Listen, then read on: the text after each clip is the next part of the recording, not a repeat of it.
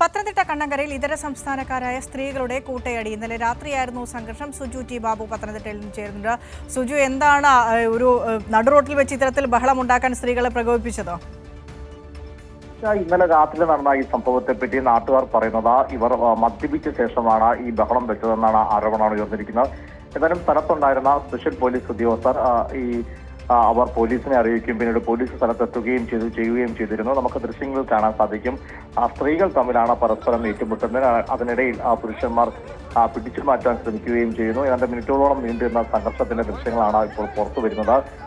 കണ്ണങ്കര പ്രദേശത്ത് ധാരാളമായി ഇതര സംസ്ഥാന തൊഴിലാളികൾ തിങ്ങി പാർക്കുന്ന ഒരു സ്ഥലം കൂടിയാണ്. ഇവിടെ പലപ്പോഴും ഈ അതിഥി തൊഴിലാളികൾ തമ്മിൽ ഏറ്റുമുട്ടുന്നത് പലപ്പോഴും വാർത്തയായിട്ടുണ്ട്. മദ്യപിച്ച ശേഷം പല ആളുകൾക്കും അത്തരം പരിക്ക് പറ്റിയതും മുമ്പ് സമീപകാലത്ത് തന്നെ ഉണ്ടായിട്ടുണ്ടെന്നതും ശ്രദ്ധേയമാണ്. എന്തായാലും ഇന്നലെ വൈകിട്ടായിരുന്നു ഇത്തരം ഒരു അതിക്രമം ഉണ്ടായത്. ഇതിപ്പോൾ പോലീസ് പിന്നീടെത്തി ശാന്തമാവുകയും ചെയ്തു.